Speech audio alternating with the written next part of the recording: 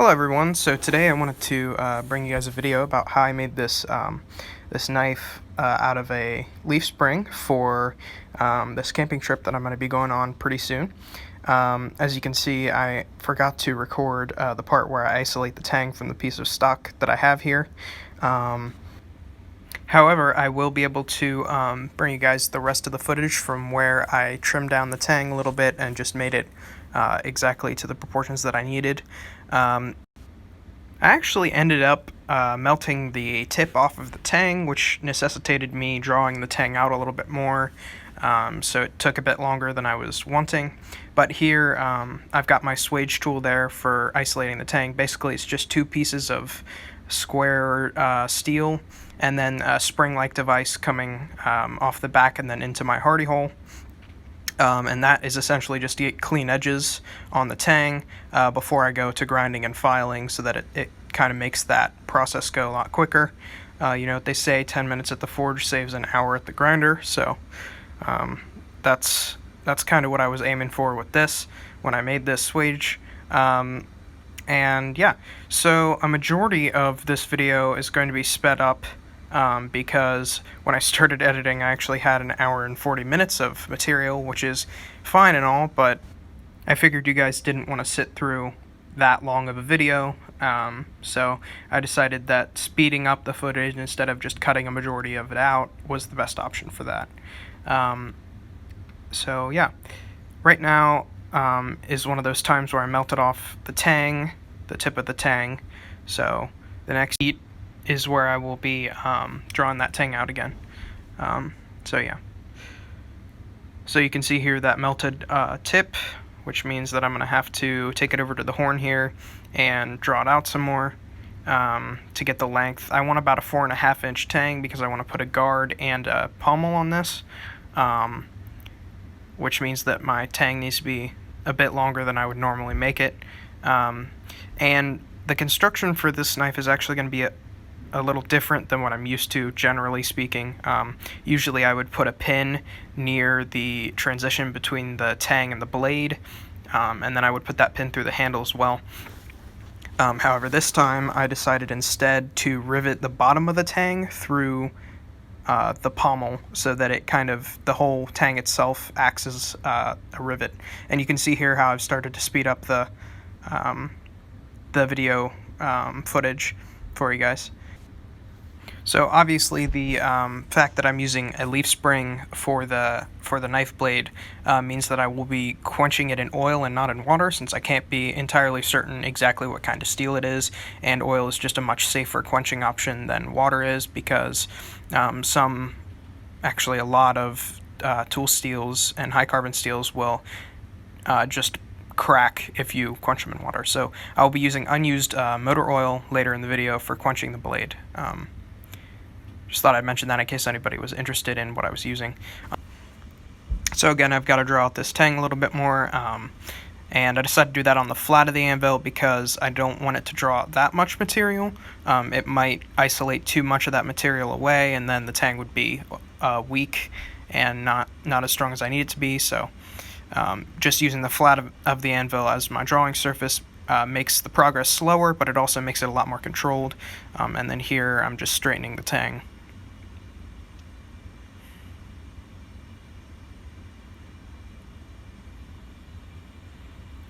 So this is the diagram that I made for the knife design, and I don't know if you guys can see that, but the blade is going to be 7.5 inches long, and then the handle was supposed to be 4.5 inches in total, including the guard and the pommel.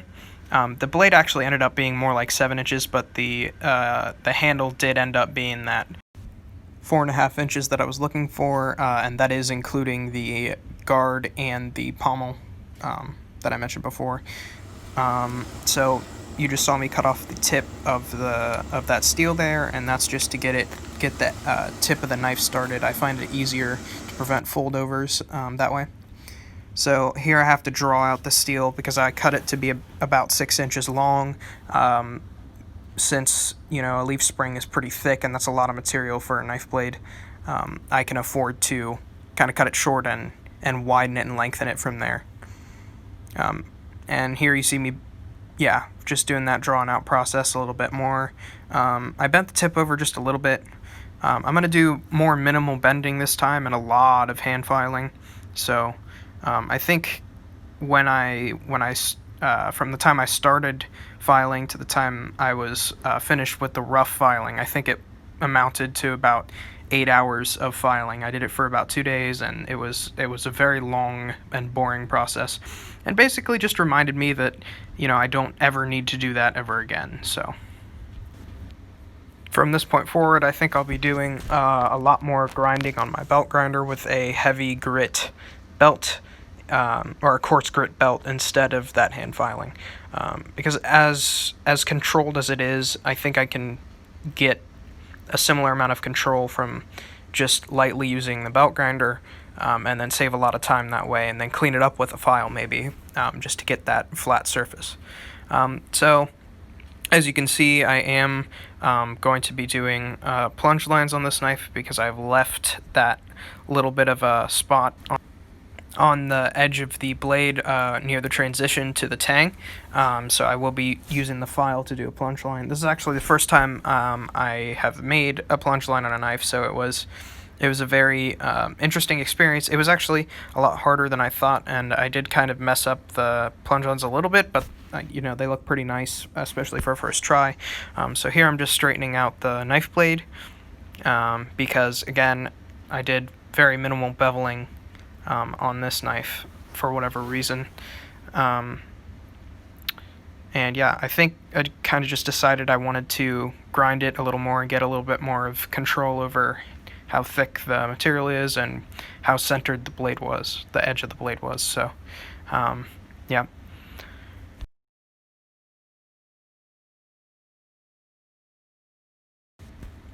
So when I measured the blade when I was done, it was actually at 7 inches instead of the 7.5 I was aiming for, but that's okay. This is just going to be a general purpose camp knife, so I didn't need that super long blade. And then this, the tang did actually reach that 4.5 inches mark, which is exactly what I needed, so I was happy about that.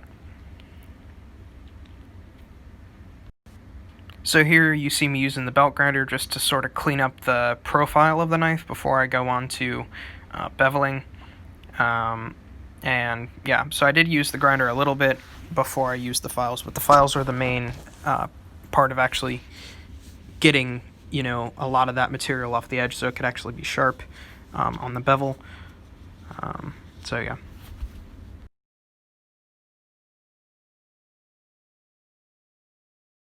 And so begins the long process of filing by hand. I'm using a coarse bastard cut file. It's a Nicholson file. And yeah, I did this for about 8 hours all told. So it was a very long time indeed. I did use the belt grinder in the beginning once again. That was mainly to get rid of the scale. I didn't want to use the file for that because I think it might have damaged it if I did.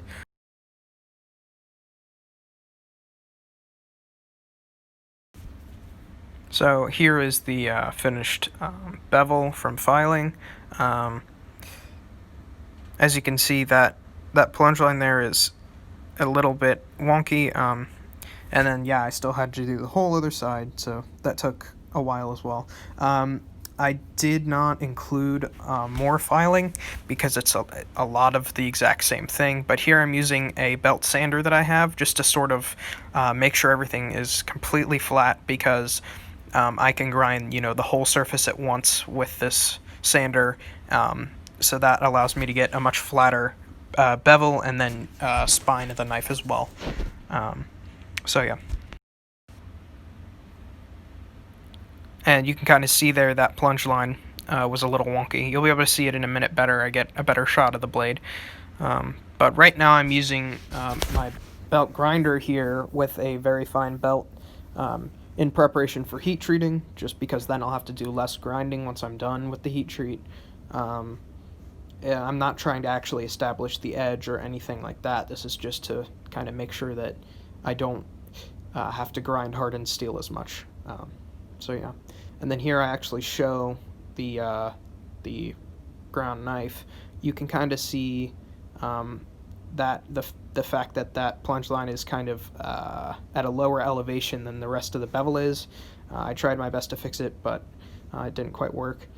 But the rest of the knife, all things considered, I think looks pretty good, and it kind of actually amazed me what you can do with a file in some time. So I'm going to go ahead and clean up that transition in between the blade and the tang real quick with a file. This actually took kind of a while, but not as much as I thought it would. And then I decided to not include as much footage of this as might be expected, because it's essentially what you see here for quite a while, so pretty self-explanatory. And then here I'm just finishing up that transition with my rough file, and then I would obviously move on to a finer file once I was satisfied that everything was kind of clean 90 there at the transition.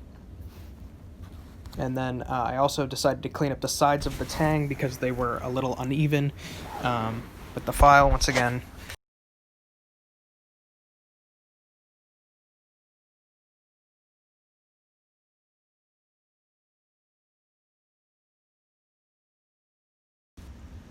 And here you can kind of see that plunge line.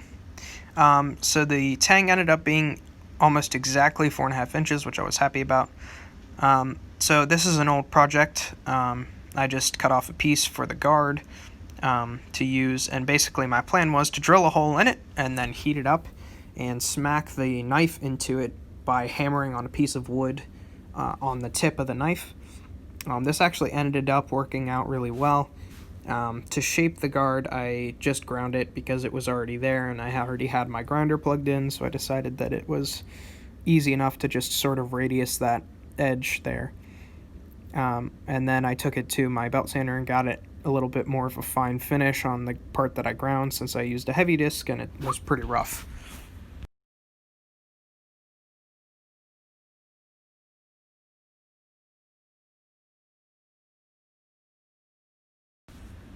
I also decided to radius the back corners of that rectangle as well, since that would make it a bit more comfortable to hold and they wouldn't get caught on anything. So I just thought it was good planning to do that. So you can see here the well, not finished, but prepared piece for the guard. And then I went and drilled a hole in the back center of the piece, again, to insert that tang in while it's nice and hot, just to get it flush with the transition to the blade.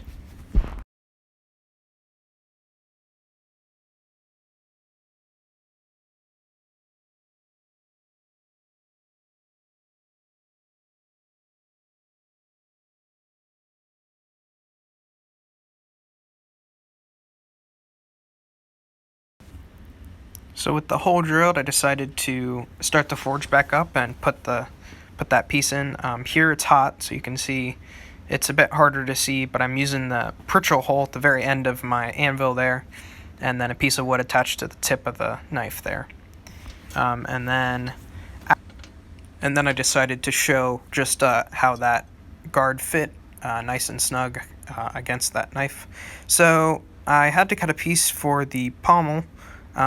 It took a long time and the recording was pretty jarring, so I decided to speed this portion up to 8 times speed because it's, again, pretty boring. And then there's the piece that I wanted to use.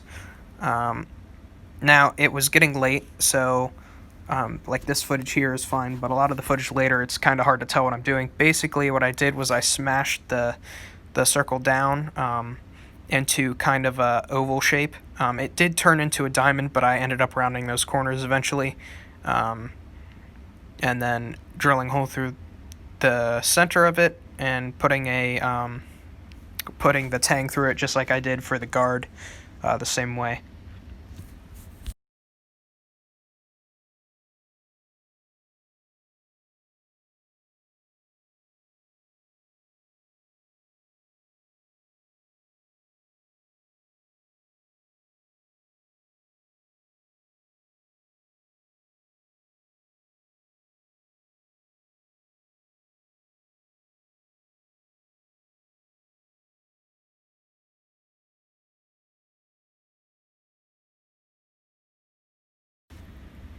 And then as you can see here, it's starting to get hard to tell what I am forging on because of the fact that it's getting darker. So yeah, it's still that same piece, and I'm just trying to kind of consolidate it down to that shape that I want.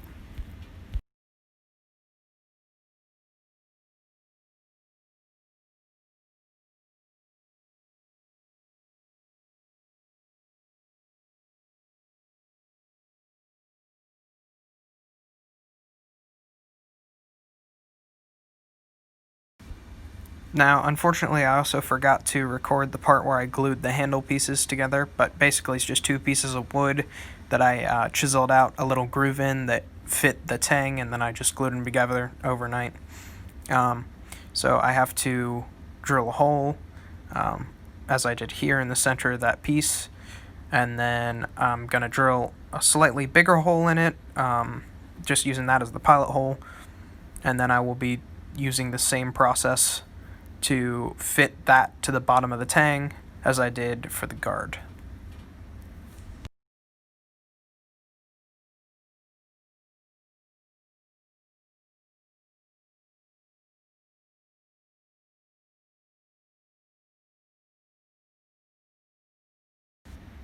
And then after the fact, I decided not to show the part where I drifted out that pommel because it was so dark you couldn't tell at all what I was doing. But I did end up doing it, and then here I'm just showing the general assembly of how everything fits together. And you'll see that the tang actually sticks out of the bottom of the pommel there, which is actually what you want. Because on the bottom of the pommel, I actually drilled a radiused hole so that I could then smack the tang down into that hole. You can actually kind of see it here. There's a little lip inside that you can see. But I decided I wanted to sort of make the pommel a little bit more wedge-shaped, so I went ahead and used my angle grinder here to grind down those sides a little bit, just to get more of that shape that I wanted, because originally I did want a half diamond shaped pommel. I didn't end up making it, but you can see there it's kind of sloped inwards towards that tang.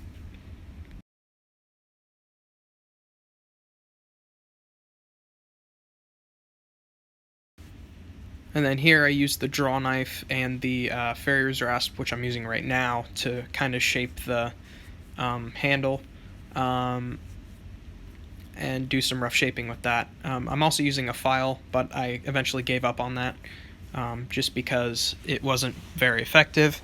I do, generally with knife handles, I do most of the shaping with a draw knife, and then I move on to the farrier's rasp and then sandpaper. That's how the handle looked before I used sandpaper and did the final shaping on it. So yeah, it looked pretty nice. I was pretty excited about it. So I decided to go with the belt sander here again, just because it could access the inner curve a lot better than the farrier's rasp or that draw knife could, to shape that inner curve part. And then it also actually has a slack piece on it, or a slack portion of the belt, where I can kind of make that bottom curve, not the curved part, but the back of the handle, make it a lot more uniform. And then here I'm just using sandpaper, real rough sandpaper, to define the shape of the inner curve of the handle a lot better. And then afterwards I decided to go up to, I think it was 400 grit sandpaper. Yeah, I started out with 240 grit sandpaper to just get it smooth, and then I think I went up to 400 on it.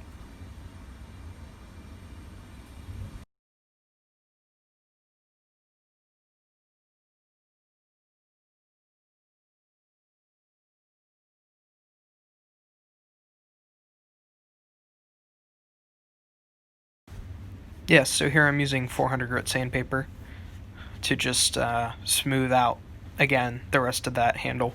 And then I will be coating it in oil at some point later. So I decided to actually use the Scotch-Brite wheel here before the heat treat, to just make all the surfaces uniform. I don't really know why I decided to do that, because it ended up not accomplishing anything, but, you know, whatever. And then I did that to the whole blade. But so here's my improvised half of a propane tank quench tank. I need to make a better quench tank, but that's just, again, unused motor oil, and then just heating the blade up to critical temperature and setting it in there.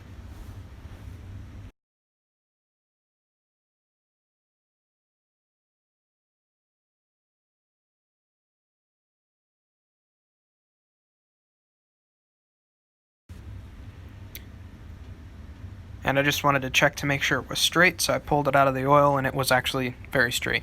But here you can get a better look at the blade on this piece of plywood on my anvil. You can see the scale formations on there. That means a good chance of it actually being the right hardness. So here I was Scotch-Brite wheeling the blade again so that I could temper it, because that steel is almost as hard as glass. And for this part, I'm going to leave the audio on to just see whether or not it's actually hardened. And then you can hear that it kind of sounds like it's just skating off of that steel, which is what you want. You don't want that file to bite into the edge there. So I tempered it by setting it on top of my forge. As you can see, the tip got a little bit too hot, but the rest of the blade is a nice golden yellow color, so I was okay with that. And then here, after I Scotch-Brited the whole blade, I'm buffing it. This is actually how I sharpen and clean up my knives now. I used to use sandpaper and go from the 80 grit all the way up to 3000 grit, but that takes a really long time. So I decided to get just a small buffer to ease that process a little bit. And then, yeah, I'm just taking it up the different wheels and the different compounds, eventually getting to the white compound. And then that actually makes the knife blade so sharp that you can actually shave with it, which I've never done, and I don't plan on doing because that's a bit dangerous, but, you know, if you wanted to, I guess you could. And I decided to leave the spine of the blade black because in my original plans, I didn't actually want to grind or file the spine of the blade at all and leave it black. So I decided I would actually leave it that black quench color, because that's the aesthetic that I wanted at the beginning anyway. Here I'm just epoxying the handle and the guard and the pommel on. And then in a moment, I'll be using the oxyacetylene torch to heat up that tang and rivet it down, explained earlier. So yeah, here's me using the oxyacetylene torch to heat that little nub sticking out of the pommel up. And the reason that I didn't actually just heat the whole tang up and force it in without using epoxy is because in my opinion, it actually makes a less strong handle construction, which this is a camp knife, which means it needs to be very strong. So I decided to go with using the oxyacetylene torch since I actually already have that equipment. And then I went and quenched the pommel and the end of the tang a little bit just to make sure that the epoxy didn't get ruined on the inside of the handle. And then I actually repeated this process a few times just because it took a little bit to hammer that piece of the tang into that rivet hole that I made fully.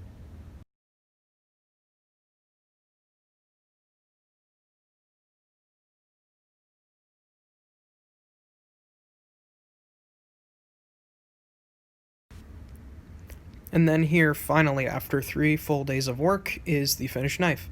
Thank you guys so much for watching. I hope you enjoyed the video. Please leave a like, leave a comment, and subscribe, and I hope to see you all in the next one.